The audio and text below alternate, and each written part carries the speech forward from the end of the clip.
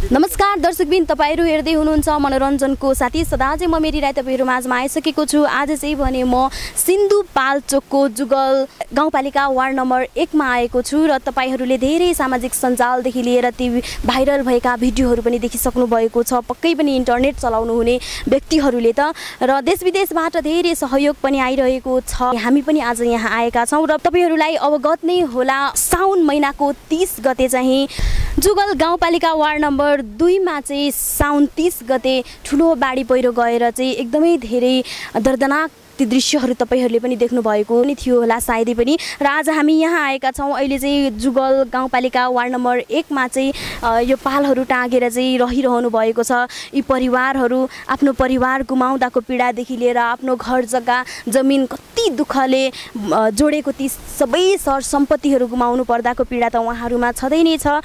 र आज हामी उहाँहरुमा केही न केही सहज होस्, केही न केही सहायता पुगोस् भन्ने हिसाबले चाहिँ हामी आज मनोरञ्जनको टिम आएका छौं यहाँ। र यहाँ आइपुग्दाखेरिको समयमा यो दृश्यहरु देखिरहँदाखेरि कता कता हामी निशब्द बनेका छौं। हामीसँग कुनै शब्द छैन उहाँलाई सान्त्वना दिनको निम्ति, तर पनि उहाँहरुको सर्वस्व दुःखलाई त हामीले अँगाल्न सक्दैनौं। तर यो नेपालीहरुको महान चाड दशैं तिहार सँगसँगै धेरै हुनेको घरमा चाहिँ खुशियाली छाइरहेको छ। तर यी पीडितहरु जो चाहिँ आज आफ्नो घर जग्गा जमिनदेखि लिएर आफ्नो सन्तान आफ्नो परिवार गुमाउनु पर्दाखेरिको पीडा उहाँहरुसँग छ।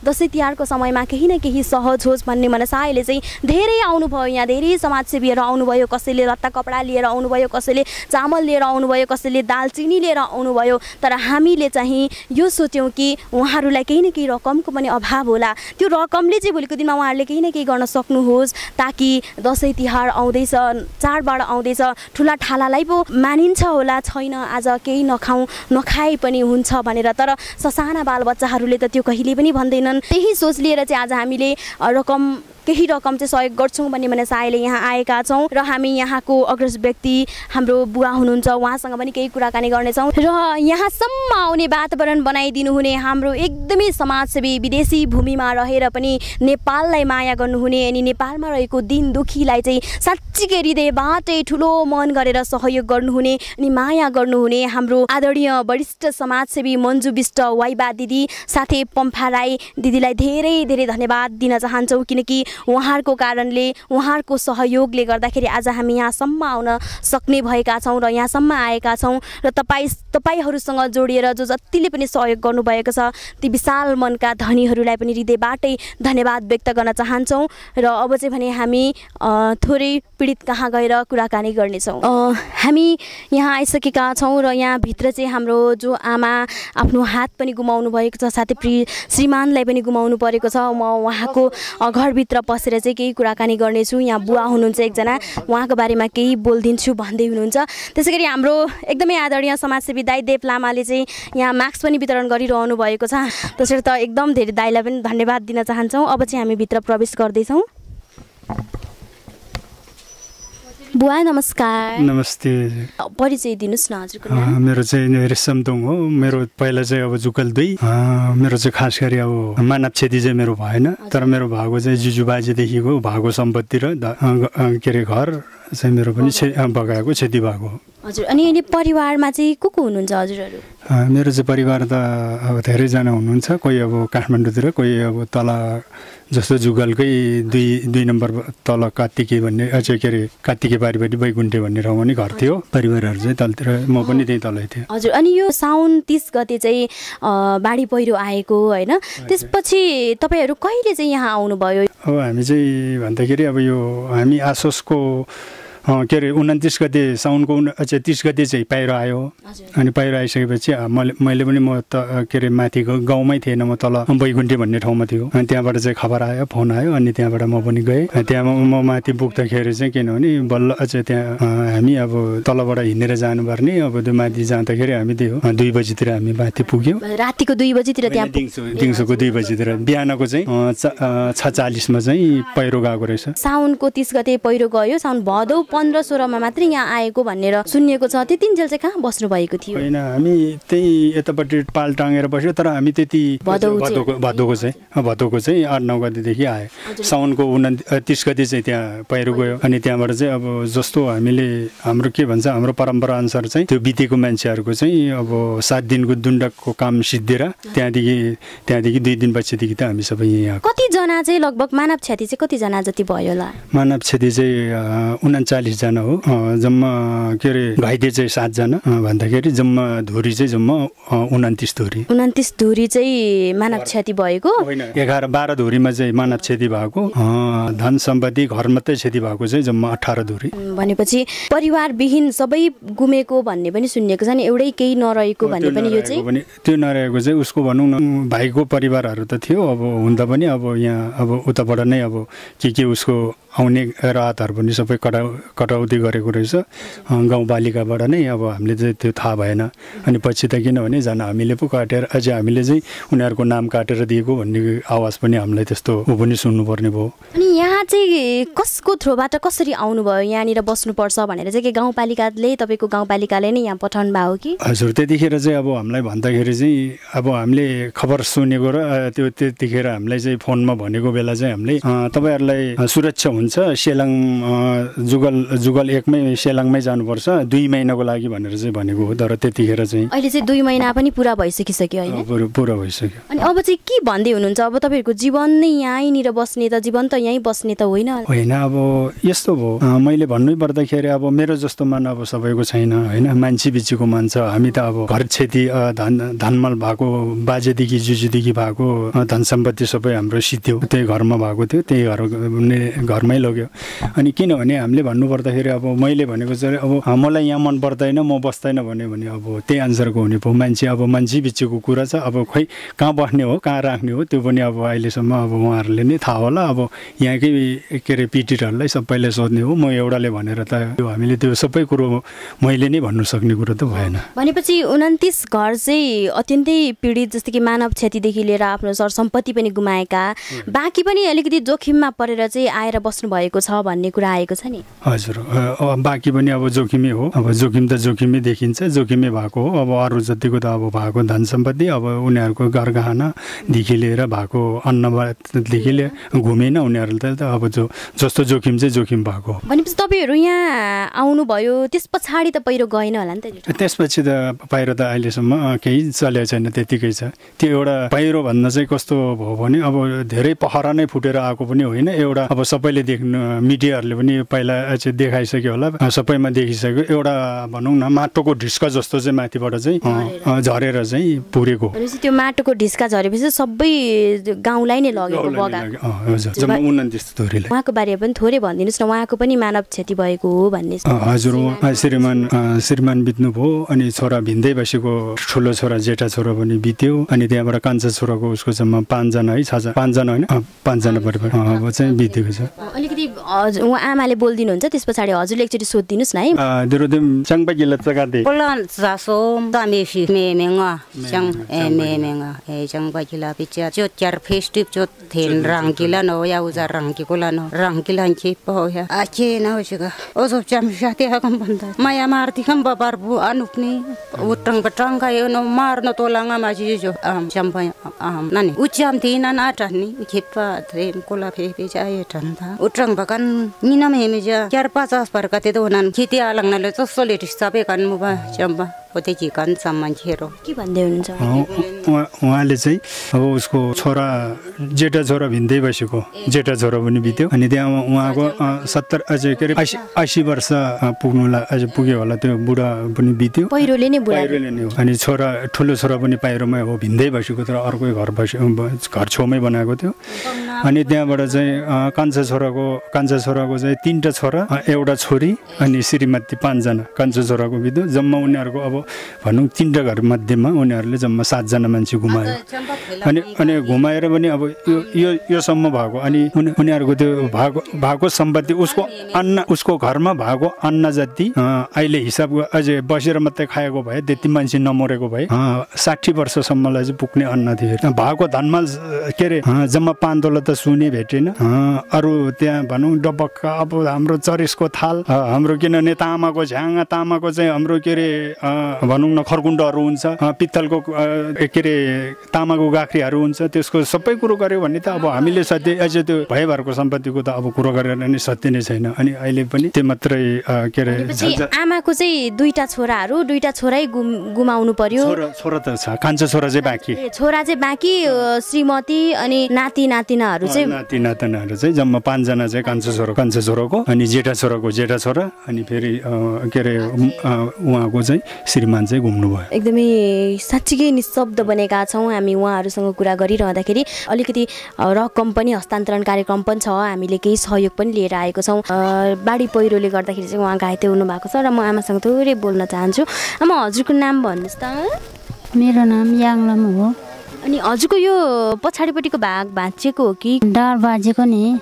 ढाड भाँचिएको यो पछाडि तपाईँ हिँड्न सक्नुहुन्छ कि हुन्न अहिले चाहिँ? अहिले त अलिअलि मात्रै सक्दैन।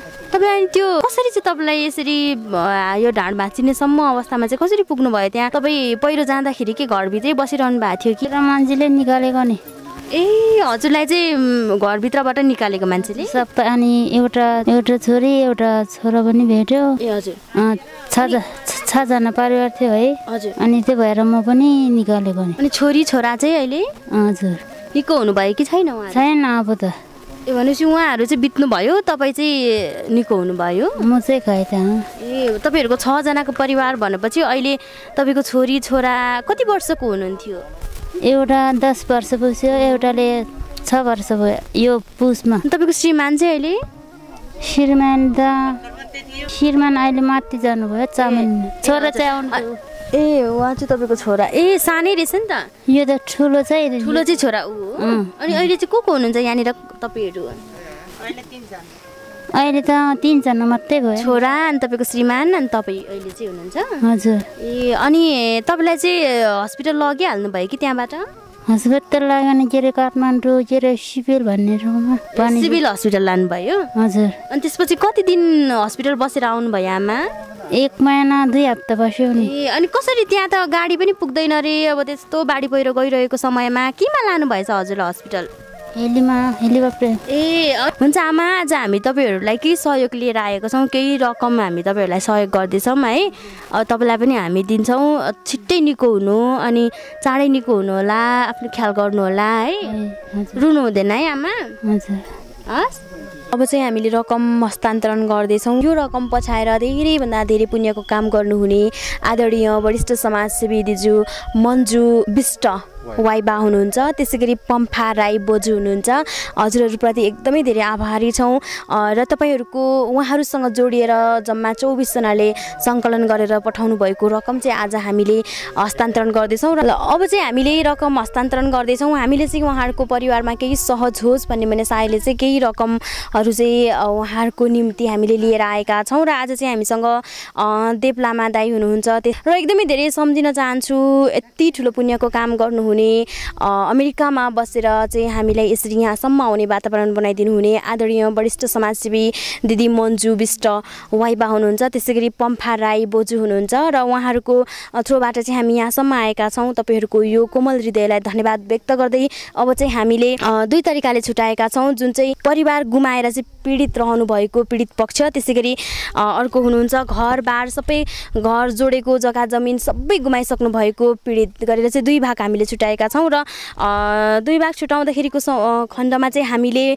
मृतक परिवार जो चाहिँ आफ्नो बालबच्चादेखि लिएर होइन आफ्नो श्रीमान कसैले गुमाएका छन्, कसैले बालबच्चा गुमाएका छन्, उहाँहरूको लागि चाहिँ हामीले रु 12,000 को दरले चाहिँ हामीले 11 जनालाई रकम हस्तान्तरण गर्दैछौँ। र त्यसै गरी घरबार सबै घर जग्गा जमिनै बाढी पहिरोले बगाएर चाहिँ घरबार विहीन भएर बसिरहनु भएको परिवारको निम्ति चाहिँ हामीले 7,000 को दरले चाहिँ जम्मा 17 जनालाई रकम हस्तान्तरण गर्दैछौँ र टोटल्ली हामीसँग 28 घरको नामावली आएको छ र उहाँहरूको नाम वाचन गर्दै हामी रकम हस्तान्तरण गर्नेछौँ। क्रमशः म नाम वाचन गर्न चाहन्छु। मृतक परिवारबाट हुनुहुन्छ रामकुमार दोङ, सेनिटाइजर लगाउँदै मास्क लगाएर लिदिनु होला है। ओके, रामकुमार दोङ आइसक्नुहुन्छ। साङ लामो दोङ हुनुहुन्छ, त्यसै गरी जिदाई दोङ हुनुहुन्छ, सेनिटाइजर लगाउँदै चाहिँ रकम लिदिनु होला हजुरहरूले। जिदाई दोङ हुनुहुन्छ र उहाँ आउनुभएको छ उहाँको रकम लिन, साथमा उहाँको श्रीमान अनि उहाँको छोरादेखि लिएर नाता नातिनासम्म पनि उहाँले गुमाउनु भएको छ। र त्यसै गरी साङबो दोङ हुनुहुन्छ, त्यसै गरी साङ बहादुर दोङ हुनुहुन्छ, त्यसै गरी धनमाया दोङ हुनुहुन्छ, त्यसै गरी इन्द्र दोङ हुनुहुन्छ, नेमा छिरिङ हुनुहुन्छ, साइला दोङ, इन्द्र दोङ आउनु भएको छैन, नेमा छिरिङ आउनु भएको छैन, साइला दोङ, दावा ग्याल्मो, त्यसै गरी साङ बहादुर दोङ। अब इन्द्र हुनुहुन्छ,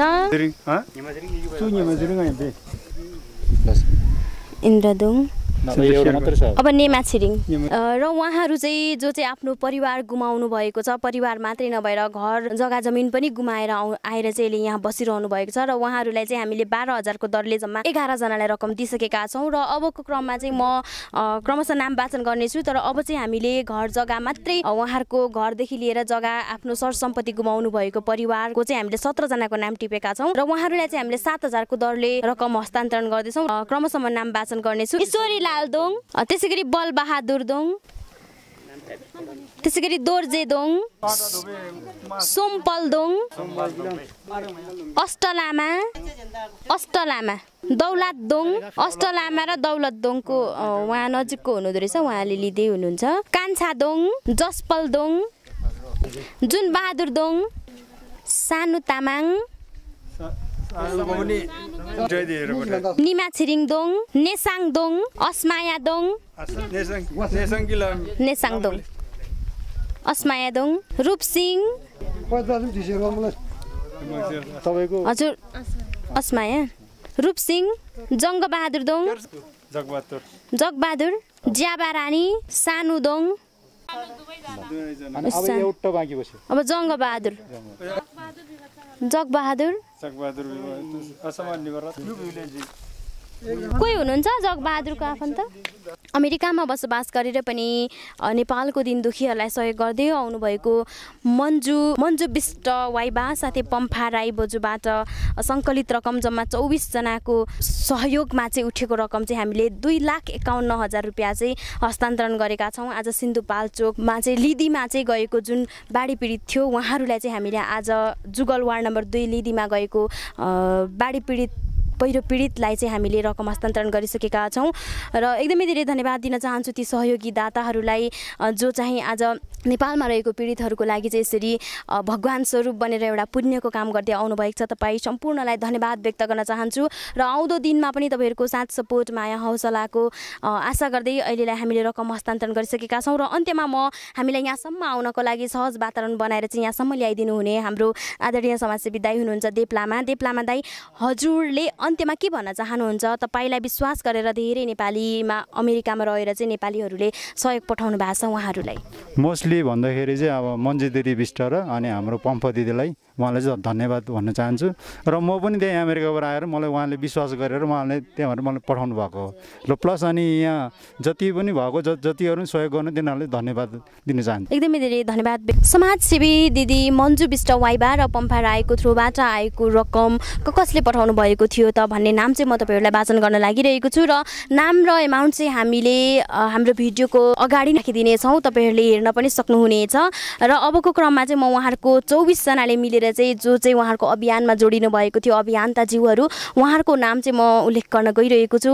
सबैभन्दा पहिला हुनुहुन्छ मन्जु बिष्ट वाइबा हुनुहुन्छ, उहाँहरूकै थ्रुबाट सङ्कलन भएको रकम। त्यसै गरी पम्फा राई हुनुहुन्छ, त्यसै गरी शिरमाया तामाङ हुनुहुन्छ, शकुन्तला सेवा हुनुहुन्छ, सोना शेर्पा हुनुहुन्छ, मिना राई हुनुहुन्छ, इन्दिरा घरती हुनुहुन्छ, सेली शेर्पा हुनुहुन्छ, दिलमाया लिम्बू हुनुहुन्छ, छिरिङ राप्के लामा हुनुहुन्छ, बसन्ती तामाङ हुनुहुन्छ, लक्ष्मी तामाङ वाइबा हुनुहुन्छ, कान्छी तामाङ वाइबा हुनुहुन्छ, डोल्मा शेर्पा हुनुहुन्छ, सरस्वती तामाङ हुनुहुन्छ, साइला लामा हुनुहुन्छ, मिस्टर लामा हुनुहुन्छ, दावा तामाङ हुनुहुन्छ, मिस्टर तामाङ हुनुहुन्छ, राधिका तामाङ हुनुहुन्छ, त्यसैगरी लक्ष्मी तामाङ हुनुहुन्छ, त्यसैगरी भानु तामाङ हुनुहुन्छ, त्यसैगरी उर्मिला लामा र अन्त्यमा हुनुहुन्छ उत्त्यकला लेखिएको छ उहाँको नाम। र नाम वाचन गर्ने क्रममा कहीँ कतै त्रुटि हुन पुगेमा हामी क्षमा प्रार्थी छौँ, किनकि उहाँहरूले हामीलाई लेखेर पठाउनु भएको शब्दहरू हामीले क्लियर नदेखेको कारणले गर्दाखेरि हामीले जस्तो लेखेको थियो त्यसरी नै तपाईँहरूलाई हामीले नाम वाचन गरिदिएका छौँ। र तपाईँ सहयोगी मन ती हृदयका धनीहरूलाई चाहिँ धेरै धेरै धन्यवाद व्यक्त गर्दै अब चाहिँ हामी पनि यहाँबाट बिदा हुन चाहन्छौँ। र आज हामीले चाहिँ जति रकम हस्तान्तरण गरेका छौँ यहाँसम्म आउनको लागि हामीलाई त्यति सहज थिएन, हामीले धेरै सङ्घर्ष गरेर यहाँसम्म आइपुगेका छौँ। त्यो भन्दा पनि ज्यादा सहयोगी मनहरू तपाईँहरू हुनुहुन्छ, तपाईँहरूको कारणले आज हामी यहाँ आउन पाएका छौँ। र आउँदो दिनमा पनि यस्तै साथ सपोर्ट मायाको अपेक्षा गर्दै अहिलेलाई भने म पनि बिदा हुन चाहन्छु। हस्त नमस्ते, धन्यवाद।